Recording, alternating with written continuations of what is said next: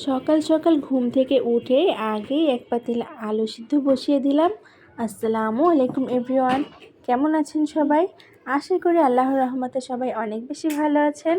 এই তো আমি সকালবেলা উঠেই কিছু আলু সিদ্ধ বসিয়ে দিয়েছি, আর তারপর এসে বাবুর সামনে একটু বসে ঘরের কাজ করে নিচ্ছিলাম।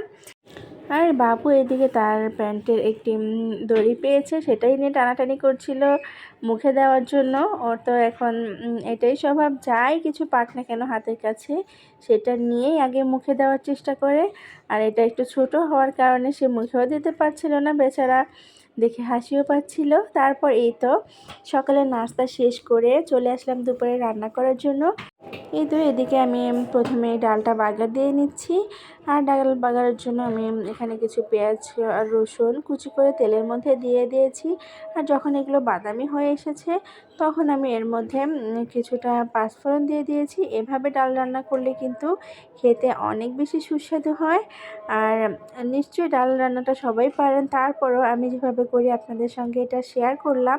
এদিকে পুড়ে যাচ্ছিল, বাবুকে এক হাতে কোলে নিয়ে আর এক হাত দিয়ে আমি তাড়াতাড়ি একটু নেড়ে চেড়ে দিয়েই আমি জলদি করে ডালটা ঢেলে দিয়েছি। আর আমার বাচ্চাটাও এমন হয়েছে যে সব সময় একদম আমার সঙ্গেই লেগে থাকতে চায়, কারো কোলে দিলেও থাকতে চায় না। এই তো ডালটা বাগার দিয়েই আজকে আমি দুপুরের জন্য আলুর দম তৈরি করে নিব। আর এইভাবে আলুর দম তৈরি করলে কিন্তু আমার বাচ্চারাও খুব মজা করে খায়, আর আমার কাছেও খুব মজা লাগে। তো এই তো আমি প্রথমে এর জন্য এখানে কিছু পেঁয়াজ কুচি করে তেলের মধ্যে দিয়ে দিয়েছি, আর দিয়েছি কিছু কাঁচা মরিচ। তারপর সামান্য একটু নেড়ে চেড়ে নিয়ে এর মধ্যে পরিমাণ মতো আমি আদা রসুন বাটা আর গরম মশলা বাটা দিয়ে দিব। তো আপনারা কারা কারা আলুর দমটা খেতে পছন্দ করেন তা কিন্তু চাইলে আমাকে কমেন্ট করে জানাতে পারেন। আর শীতকাল আসলে নতুন আলু উঠলে তো অবশ্যই আলুর দম একবার হলেও খাওয়া লাগবেই।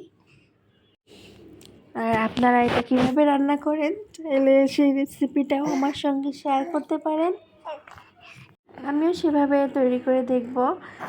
আর এই তো আমি এখানে আদা রসুন আর গরম মশলা বাটা দিয়ে একটু সামান্য কষিয়ে নিয়ে পানি দিয়ে তার মধ্যে পরিমাণ মতো হলুদ মরিচের গুঁড়া আর ধনিয়ার গুঁড়া দিয়ে আবারও একটু কষিয়ে নিচ্ছি। আর যত ভালোভাবে কষানো হবে তত কিন্তু বেশি মজা লাগবে, মশলার কাঁচা ফ্লেভারটা চলে যাবে।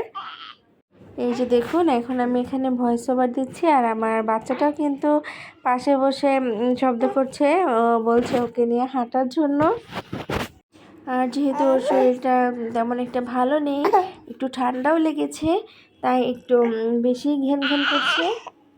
আর এই তো কষানো হয়ে গেলে তেলটা উপরে যখন উঠে এসেছে তখন আমি এর মধ্যে সিদ্ধ করে রাখা আলুগুলো দিয়ে উপর থেকে সামান্য একটু লবণ দিয়ে দিয়েছি স্বাদ মতো।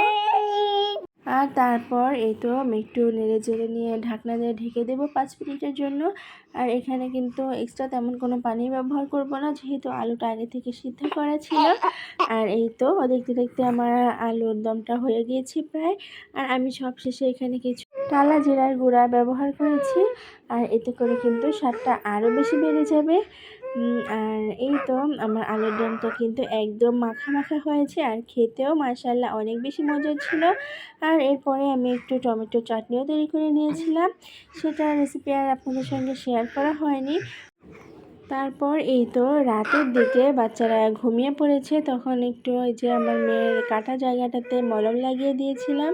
আর থুতনির উপরেও কীভাবে যেন ব্যথা পেয়ে গিয়েছিল, সেখানেও কিছুটা মেরিল লাগিয়ে দিয়েছি। আর তারপর এই যে এখন বাজে কিন্তু প্রায় রাত 11:30। বাচ্চাদেরকে ঘুম পাড়িয়ে দিয়ে তারপর আমি সকালে নাস্তার জন্য এখানে রুটি তৈরি করে নিচ্ছি। আর আটাটা আমি সবসময় সিদ্ধ করে তারপর রুটি তৈরি করি, আমার কাছে এভাবে করতে বেশি ভালো লাগে। কিন্তু এই রুটিটা তৈরি করতে আমার 1 ঘন্টার বেশি টাইম লেগে গিয়েছিল। আমি আটা সিদ্ধ করেছি, আর বাবু ঘুম থেকে উঠে গিয়েছে, ওকে আবার ঘুম পাড়িয়ে এসেছি, একটু পরে আবারও উঠে গিয়েছে। তো আমি 11:30 বাজে আটা সিদ্ধ করে রেখে তারপর 12:30টার দিকে সেই রুটিগুলো বানিয়ে শেষ করেছি। আর তারপর সব রুটিগুলোকে আমি নর্মাল ফ্রিজে রেখে দিয়েছি, শুধু খাওয়ার আগে বের করে ভেজে নিলেই হয়ে যাবে।